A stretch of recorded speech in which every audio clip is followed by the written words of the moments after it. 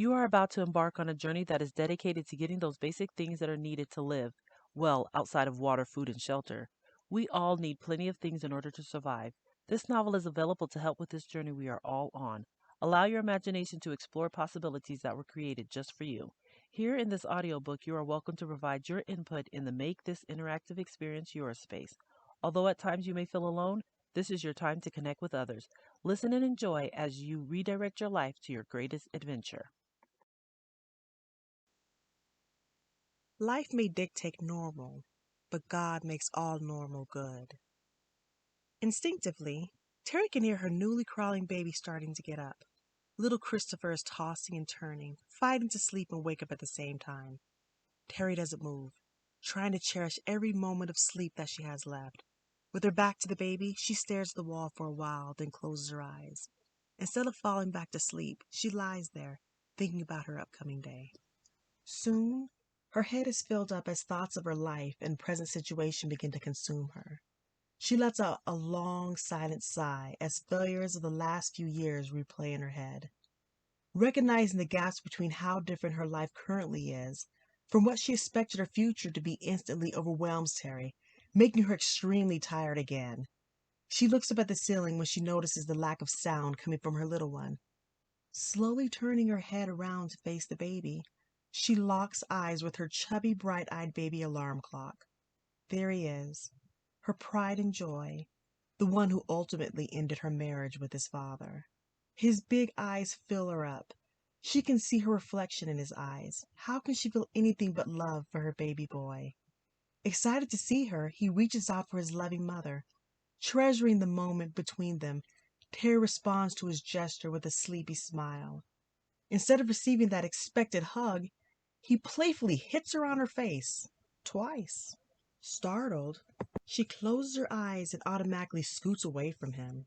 Well, that is one way of getting the sleep out of me, Terry replies, as she turns back around to see the time.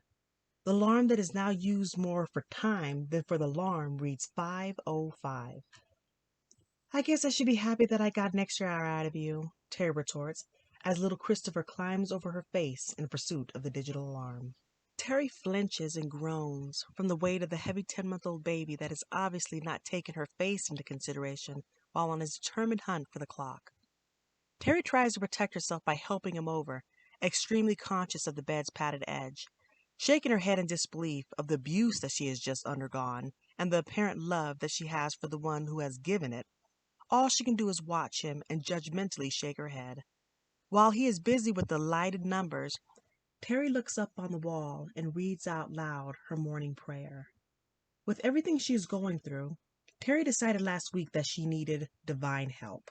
She purchased the most religious book that she could find, but after a few days of reading and being confused by it, Terry found the author's modified rendition of the Lord's Prayer and settled on meditating on those words for guidance.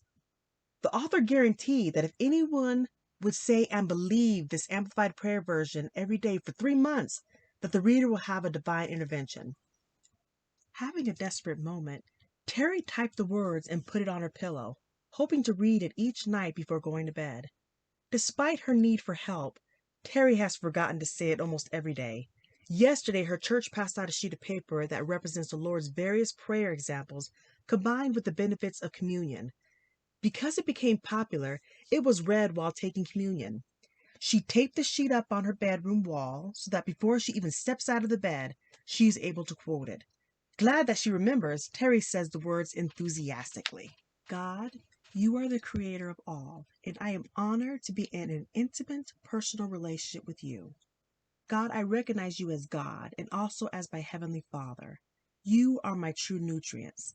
This represents your body, which is broken for us. You were broken so I would not have to be. I am healed. I am whole. I am complete in the fullness of peace, harmony, and prosperity. No weapons formed against me will prosper. Matter of fact, this is not the season for anything negative to even form. There is a hedge of protection around me. Things and people will bend favorably to me. God, Jesus, Holy Spirit, voice of God, word of God, you are graciously and humbly welcomed into my life. I give you full access to be 100% active and to participate in my life. You are the possessor of heaven and earth, and I am your inheritor. Inheritance, manifest yourself daily, moment by moment. God, you created the universe. Actually, you created everything, including what I love and adore. Therefore, I thank you for those moments, experiences, things, and people. I trust you and your will. Despite everything, your goodness toward me is evident, and I thank you. Your will be done in my life, even above my own will. In your divine wisdom, you even created a special relationship between us. I cannot thank you enough for creating Jesus. I need you, Jesus, in my life always. Now unto the God, eternal, immortal, invisible, be honor and glory forever and ever, in the name of Jesus. At this moment, Terry realized that she was supposed to partake in the bread. Not sure what to do, she decides to pretend to eat. She even starts saying, crunch, crunch, crunch, chew, chew, chew, as she recreates the moment visually. Yesterday, she had her eyes closed as she was repeating everything that was being said. Terry wanted everything to be better and was trying to give her whole self to what was being said. As she pretends to eat, she can feel the same warmth she had experienced the day before. Continuing with the flow, she continues reading, this time pretending to hold up the cup for communion. God, this represents your blood, which was shed for me for the remissions of my sins. There is life in the blood. Your life was cut short, so mine doesn't have to be. I accept your redemption of me. I am healed. I am whole. I am full of peace and completeness. I am an internal being. Please teach me how to be an internal being. Teach me my eternal purpose. Wisdom, befriend me. Be with me in all of my decision making. My sins have been removed, and now I'm in a new covenant with you, God. As a new creation, I do this in remembrance of you. I remember. This is the point where everyone is supposed to remember any and all things that God has done. The first time Terry did this at church, she noticed she finished earlier than everyone else. She looked around the room and could see people smiling as they reminded themselves. After church, another church member told Terry, this time is allocated for everyone to relive all of the personal experiences that you want to thank God for, from the smallest to the biggest things. She told Terry that this time is extremely empowering. No one is repeating anymore. They are taking ownership.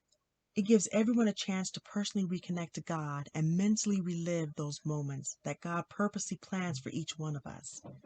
It is an intimate time as we get the opportunity to appreciate again moments we needed so much. The more we remember and remind ourselves, the easier it is to believe for whatever is challenging us in the moment. Make this interactive experience yours, Paige. Write or sketch. What positive victories in my past can encourage my views for the future? Or, what are your thoughts on this morning prayer? This combined prayer is available at trisharenee.com for free.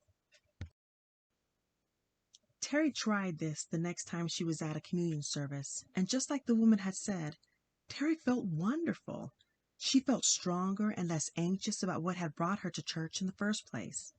This communion time started to become one of her favorite parts because she always ended knowing that if God could do what he had done in the past, specifically for her, then there was definitely hope in her current situations.